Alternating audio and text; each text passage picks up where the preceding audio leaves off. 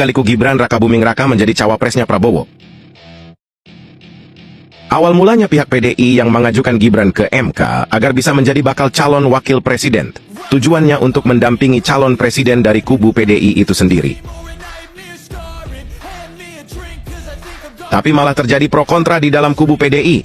Ada yang setuju, ada yang nggak setuju. Gibran dianggap kurang populer dan bisa jadi masalah yang berujung kalah.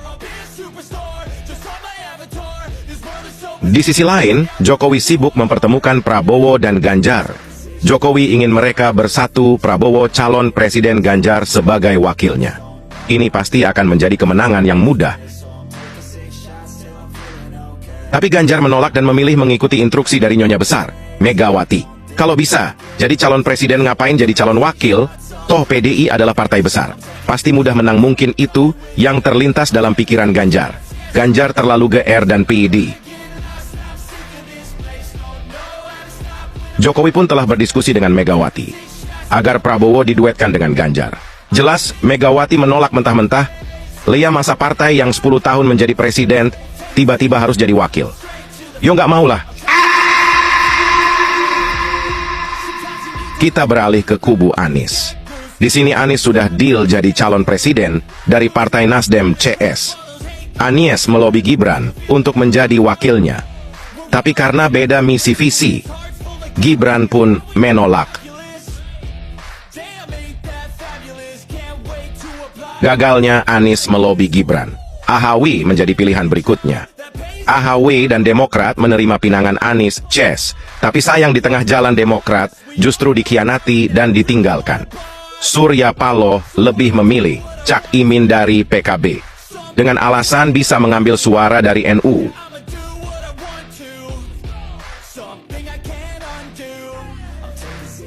Kita ke kubu Prabowo. Prabowo belum mendapatkan wakil. Ada beberapa nama yang akan mereka usung. Ridwan Kamil dan Erick Thohir dan Sandi. Pilihan jatuh kepada Sandi. Tapi karena P3 Partai Sandiaga Uno telah terlanjur berkoalisi dengan PDI, Sandi pun menolak. Saat itu keputusan MK keluar. Gibran memenuhi syarat untuk jadi wakil presiden. Nama Gibran masuk dalam bursa wakil presiden. Mengetahui itu Prabowo ingin meminang Gibran. Berkali-kali Prabowo meminta Gibran agar mau menjadi wakilnya. Tapi berkali-kali pula Gibran menolak. Setiap pertemuan hasil selalu sama. Gibran menolak. Alasan Gibran menolak semua pinangan jelas karena menghormati PDI. Gibran masih menunggu keputusan PDI. PDI yang belum menentukan wakil. Dan Gibran pun berharap bisa dijadikan wakil dari PDI. Tapi seperti yang sudah dijelaskan di depan, terjadi pro kontra di badan PDI. Ada yang setuju Gibran jadi wakil Ganjar, ada yang tak setuju, dan ternyata lebih banyak yang nggak setuju.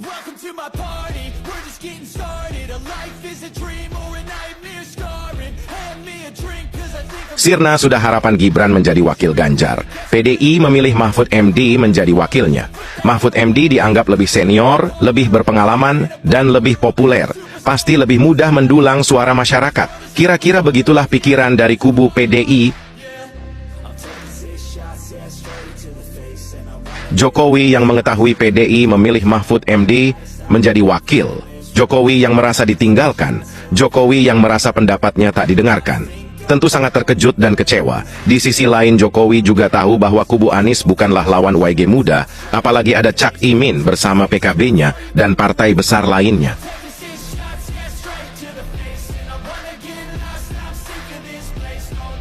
PDI dengan kesombongannya sangat yakin akan memenangkan pertarungan. Kepopuleran Ganjar dan Mahfud MD dianggap sudah lebih dari cukup untuk menghancurkan lawan. Jokowi yang terlanjur kecewa dengan PDIP.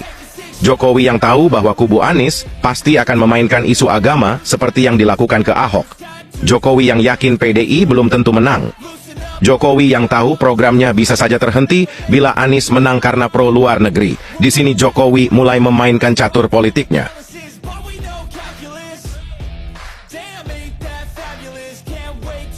Jokowi tahu kekuatan Prabowo dalam Pilpres 2024 tidak begitu kuat. Masih kalah oleh PDI, masih kalah dengan Anies CS. Tidak ada cara lain untuk memecah suara Anies agar ke Prabowo. Untuk memecah suara PDL agar ke Gibran, Jokowi, masuklah Gibran menjadi wakil Prabowo. Gibran masuk dan diusung oleh Golkar. Gibran fix keluar dari PDI. Masuknya Gibran ke kubu Prabowo disambut riang gembira dan semangat. Di sisi lain kubu PDI pecah. Suara PDI terbelah sesuai prediksi Jokowi. Suara Anies pun terpecah karena masih banyak yang setia dan kembali ke Prabowo.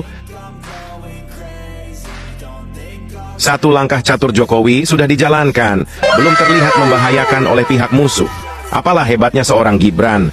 Mereka meremehkannya hingga keluar kata dua belimbing sayur Gibran, anak, inggusan. Tentu beda level. Mereka jauh lebih tinggi. Ibarat mereka bintang, Gibran hanyalah debu.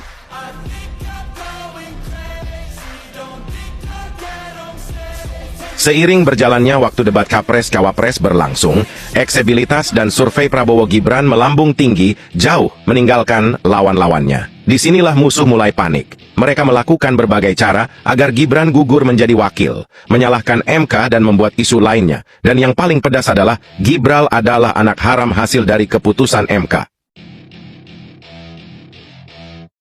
Isu-isu liar semakin dimaikan. Jokowi pengkhianat PDI, Jokowi pengkhianat konstitusi, Jokowi sang dinasti politik, isu SARA disebar di mana-mana. Lalu apakah itu menurunkan elektabilitas Jokowi? Menurunkan antusias masyarakat untuk memilih Prabowo Gibran? Tentu tidak. Kredibilitas Prabowo Gibran semakin kuat. Masyarakat sudah muak jenuh dengan isu-isu seperti ini. Ganjar sudah berani menilai kerja Jokowi dengan skor 5. Mahfud MD ikut duan menyentil Gibran sebagai anak tak bermoral beretika. Mahfud yang sekarang bukanlah Mahfud yang dulu yang